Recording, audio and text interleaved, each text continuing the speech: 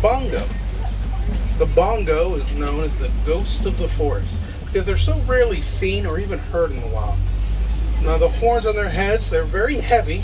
They use those to brush away the underbrush of their forest environments so they can swiftly travel through their ecosystem. Greater kudu, males are going to have horns roughly 6 feet in length, while the females no horns at all. Also, as far as the saddle-billed storks are concerned, there are 2 on this reserve. One being season. Their backs, they glow a bright pink color. It's actually during these times that males take the biggest, strongest twigs they can find. They present those twigs to the females, who then choose their mates. You can also see some of these black-headed vultures. Some of the hippos are around the corner here. I do see around this corner. You can see them inside of that water. Now hippos are going to spend, please make sure we're staying seated, friends. It's going to be all the way seated at all times. Very good. But the hippo, they do spend the majority of their time in their water. I need everyone to stay seated, my friends. I have to have you seated. We're just going to go ahead and drive through the area. Oh, wow. Crocodile. And now crocodile is one of the fiercest predators in all of Africa. They grow to be 16 feet in length and weigh around 500 pounds. Something you may not know about the Nile crocodile, however, is they can actually be very loving parents. Both mothers and fathers take their eggs and they roll these around their tongues. This can help with incubation as well as the hatching process. Once those eggs have hatched, these parents then take a very active role in these young hatchlings' lives. So looks can be a little deceiving. When it comes to their own, key emphasis on that word, own. Now a crocodile can be a pretty loving creature. On the right, we're going to see a baobab tree. Well, it looks like a tree that sits upside down. It actually just remains leafless 9 months out of the year. This is to conserve water during the dry seasons in Africa. During these times, when animals pierce the trunk of those trees, they end up getting water from them to stay hydrated. So because of this, the baobab are nicknamed the Tree of Life. It also lets us know we are entering the largest portion of the tour today. We are entering the savannah. Now here in the savannah, I'm not going to use speed as our main source of defense. I'll talk about the speed of a couple of the animals while we're out here. We'll focus on it for every single one of them.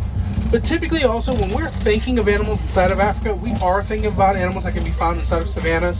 So the wildebeest, the lions, the cheetahs, giraffes, zebras, hippos. Well, actually not hippos. That's the one example that wasn't. I do apologize for that. But typically speaking, the animals that we are thinking of, those most iconic animals, are found inside of the savannah.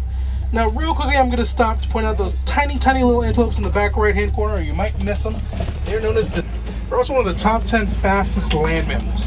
The springbok, they can hit top speeds at around 50 to 60 miles per hour.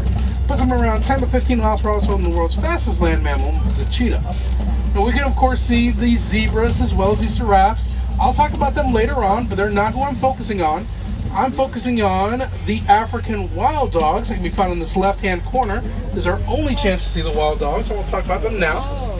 African wild dogs are also known as African painted dogs. They get this nickname for the black one. You can see it's going to be distinct. No two will ever be exactly alike. This way they can tell each other apart even at a great distance. They also have both an alpha male and an alpha female. They'll be in mates, both Lala and Anya. Hartman's mountain zebra, they have white underbellies, while other zebra species, they're going to have a black striped pattern throughout.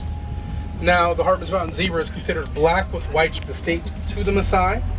This is also the tallest animal we'll meet today. So the Maasai giraffe stands at around 18 feet tall, generally speaking, when they are fully grown.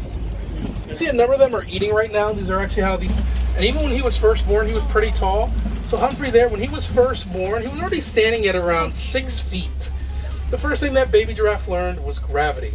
That's because mothers, they give birth standing straight in the air. That does serve a purpose. That drop will kickstart that baby's heart and nervous system. They're actually going to break away from their herds and they strike out on their own. If a male ever travels on a herd, it's never going to be more than 2 to 3 at a time. This is known as a bachelor trip. The female elephants in this very first yard. Female elephants are more social than males. They do live inside of these herds. These herds are also where they will raise the young. The elephant is the largest animal we're going to see today as well. So these females tend to weigh around 10,000 pounds, while males can weigh as much as 13,000. We can do our part to help these animals. The easiest way to do this is to recycle.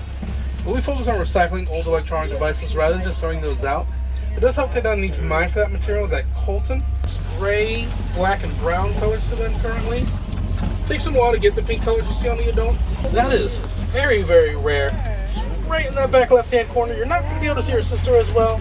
We'll try to pull around the best of my ability here. Get a look at that cheetah. Cheetahs can be tough to see. They are expert camouflagers who use their spots, the shadows that reserve, and that tall grass to blend very well into their environments. The cheetah is also the world's fastest land mammal. Unsold. She is the youngest, she is the smallest, and she is, of course, the sweetest of all the baby white rhinos. Now, you're probably noticing something about white rhinos. They're not actually white, they're more of a grayish color. We actually get the name white rhino. Yes.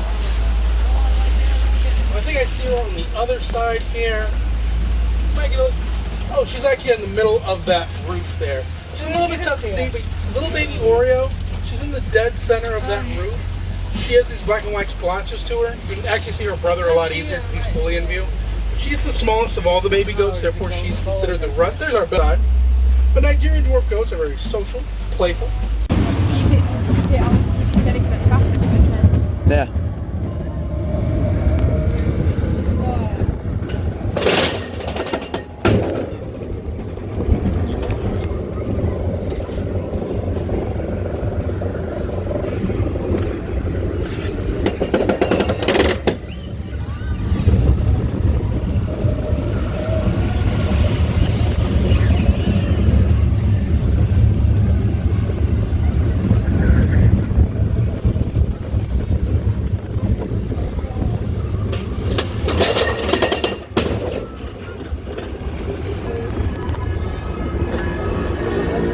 Can't see him, Mum.